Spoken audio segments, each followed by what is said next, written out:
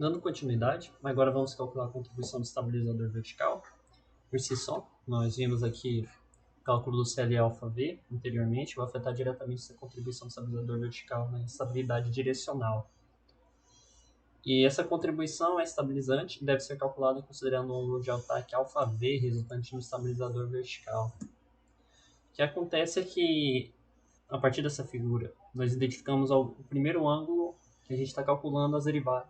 Em relação a qual ângulo a gente está calculando as derivadas, que é em relação ao ângulo beta, esse beta aqui é a direção resultante da derrapagem da aeronave. Então, a aeronave está derrapando aqui para a direita. Ele formou esse ângulo aqui, chamado ângulo beta. Só que no estabilizador vertical ele não vai ver beta, ele vai ver beta mais sigma. E que é chamado de...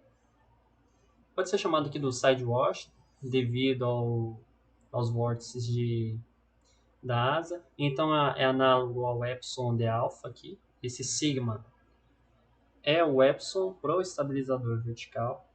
Então vocês se lembram que lá no estabilizador horizontal você tem um termo chamado 1 mais de epsilon de alfa ou 1 menos, que no caso é esse daqui. Então é bem análogo, é a mesma situação. Que você vai ver lá no estabilizador horizontal um eta h vezes um termo que é 1 mais de epsilon de alfa. Nesse caso aqui é de sigma de beta. Então tem que ser feita a somatória aqui dos ângulos para verificar o ângulo de ataque resultante no estabilizador vertical. Só que é um cálculo um pouco complicado. Considerar isso daqui é um pouco complicado. Tanto que tem que ser estimado pelo DATCOM. Se não me engano, é o primeiro momento que ele está sendo citado, e é a bibliografia mais pesada para estabilidade de controle, é praticamente a bíblia de estabilidade de controle. Ele dá essa seguinte equação aqui, que, pelo que a gente já entende, foi o Miranda que, na verdade o Nelson, que extraiu e considerou que ela atendia as especificações ali de voo subsônico. Provavelmente essa daqui não vai ser a mesma equação para um voo supersônico ou sônico. Vai variar dependendo da configuração que você estiver utilizando. Então ela não é definitiva, provavelmente não vai ser definitiva, então é uma boa dar uma checada nela. Para todo tipo de configuração. Vai mudar a configuração, é uma boa estar checando essa equação aqui. Então eta V mais 1 d sigma d beta vai ser igual a essa equação aqui. Provavelmente foi extraída de algum teste em túnel de vento. Nós temos dois termos aqui, chamados de ZW e D. ZW é a distância do centro aerodinâmico da asa, em, vamos dizer, em termos de altura Z, então ZW, a distância do centro aerodinâmico e o centro de gravidade, e D é a chamada profundidade da aeronave conforme Miranda, máxima. Então vai desde a linha aqui da fuselagem, fim da fuselagem e união aqui com a asa, não é no topo da asa, é abaixo da asa e final da fuselagem de baixo para cima. Então aqui vocês conseguem ver essa barra. Então é como se fosse um diâmetro máximo da fuselagem. Você tem esse D aqui. E é bem tranquilo de estar estimando isso para aerodesign. Você já vendo o desenho, você já vai ver que não tem uma cabine aqui no aerodesign, então esses pontos aqui vão ser bem próximos.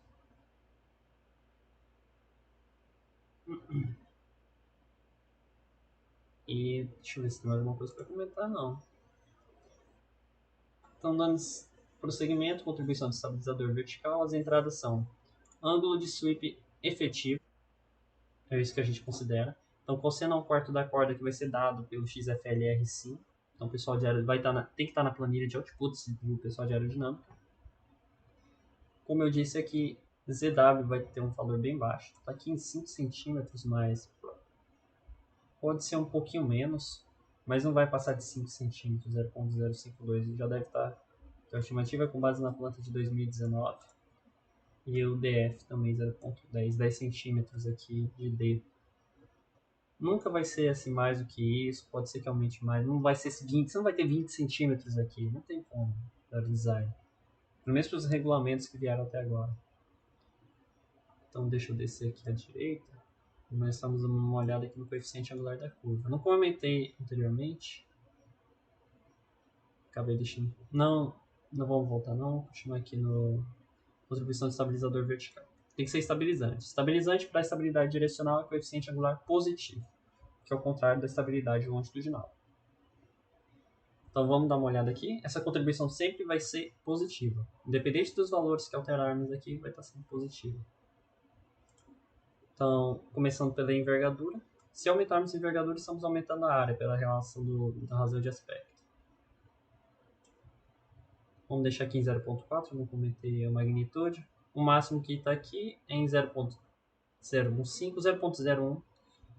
Aqui em termos de magnitude de momento no vertical, 0.01. Vamos reduzir para 0.2. E já fica bem baixo. O valor já fica na ordem de 10 a menos 3 aqui. Já está bem menor que o 0.01. Então o que foi feito? Diminuiu a envergadura, diminuiu a área, diminuiu a contribuição. Então sempre assim.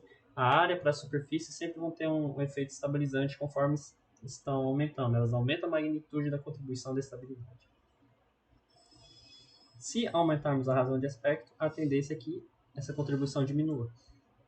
Estamos diminuindo a área, nesse caso, pela relação da razão de aspecto. Aqui. Então, temos o BV, aumentou a área, aumenta a contribuição. Vamos descer aqui para ficar mais fácil de ver. A regra é sempre essa. Aqui, vamos voltar. Envergadura, aumentou, vai aumentar a área. Razão de aspecto aumenta, diminui a área. E o que a área faz? Ela sempre contribui mais para a estabilidade. Aumentar a contribuição na estabilidade para a superfície. Novo termo que nós vamos estar vendo agora é a distância do CA do estabilizador vertical até o centro de gravidade. Então, considera-se agora, nesse momento, que o centro de gravidade está fixo. E essa distância aqui vai ter um efeito. E como no estabilizador horizontal, vai ser o mesmo. Se nós aumentarmos essa distância aqui, a magnitude vai ser aumentada. Estava vendo o gráfico, mas eu esqueci de mostrar aqui. Ó, Cn beta V. Vai ficar bem mais claro. Vamos aumentar aqui, diminuir sabe? A distância do CA e o CG. Meio aqui. A contribuição diminuiu bastante. Cn beta V está 0.03. Conforme aumentamos a distância, aumentamos a contribuição. Então, é algo que a gente deduz já do longitudinal, que conforme aumenta-se o braço de momento, vai aumentar a estabilidade. Sem segredo, novamente o lambda V, já comentamos anteriormente. Envergadura do estabilizador horizontal tem um efeito, vamos ver onde é que ele entra. Entra em SH. SH está entrando aqui no auxiliar. O auxiliar é justamente esse cálculo aqui. Cálculo referente a essa equação em azul. Então, por que tem o horizontal aqui? Em algum momento, esse W, deixa eu ver onde é que ele está entrando aqui. O SH. Eu acho que tem alguma variável aqui que está afetando os cálculos, ou eu acho que eu acabei colocando sem querer aqui. Ah, não, tá aqui. A gente precisa do horizontal nesse caso, porque ele está entrando no cálculo do CL alfa V. Então ele já virou uma função. Aquele cálculo anterior bem grande que a gente viu, está aqui dentro já. Virou uma função. E onde é que essa função está? Vamos abrir aqui. Botão direito em cima do nome da função. À direita nós temos todos os parâmetros que entram nessa função. Dentre elas a área e a razão de aspecto do estabilizador horizontal. Como nós vimos, dá um botão direito, Open. Então está aqui a função, que é o cálculo que nós vimos anteriormente. Então, voltando.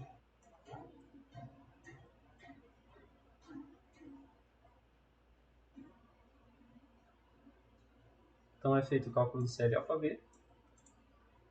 Delta 1 quarto de corda tem que ser convertido, então o valor dado aqui anteriormente está em grau, já vem direto do XFLR5. Depois ele é convertido para radianos. Lembra, cálculos, quando você faz os cálculos, você tem que usar radiano. Nós usamos radiano ali dentro. Já padroniza. Porque se você usa radiano, você já está com as derivadas em radiano também. Então é feito o cálculo desse auxiliar aqui. Então já aponto que é 1 mais d sigma d beta. Em seguida tem o cálculo do volume vertical, análogo ao volume horizontal para o estabilizador horizontal. Em seguida o cálculo da derivada Cn beta v. Volume vertical, Cl alfa v vezes auxiliar. Então essa aqui é a equação completa. Assim como no estabilizador horizontal tem uma variação lá de 0,3 até 0,5, o volume vertical também tem, mas não precisa se preocupar e ficar amarrado a valores de volume vertical. Em relação ao vertical, você só precisa estar amarrado em relação ao... Acho que tem um erro aqui, tem um CRW, tá errado. Que é CRV. Pronto. Então CRV e CPV, geralmente você vai estar deixando aí em torno do mesmo valor da corda na raiz estabilizador horizontal, mas você tem que estar dimensionando os dois ao mesmo tempo, que a gente vai ver depois. E o que falta agora é só ver o efeito que a razão de aspecto e a envergadura do estabilizador horizontal vão ter nos cálculos. Vou subir aqui. Vamos só olhar para o CN beta V, fica mais claro. Deixar em 0.5. Temos 3.7 de CL alfa V. 3.76. Aumentando aqui para 0.7. Então, aumentando a envergadura, aumenta-se o coeficiente angular Cl alfa V, ou seja, vai aumentar o Cn beta V, porque pela equação nós já vemos que eles são diretamente proporcionais. O efeito vai ser inverso para a razão de aspecto. Aumentar a razão de aspecto do estabilizador horizontal vai diminuir o Cl alfa V, ou seja, diminuir o Cn beta V. Vou deixar em 3 aqui, valores mais usuais. Por fim, tem a plotagem e as nossas variáveis de saída. Plot aqui, com variável de saída. Finalizamos então a estabilidade direcional. E vamos dar seguimento à estabilidade lateral da aeronave.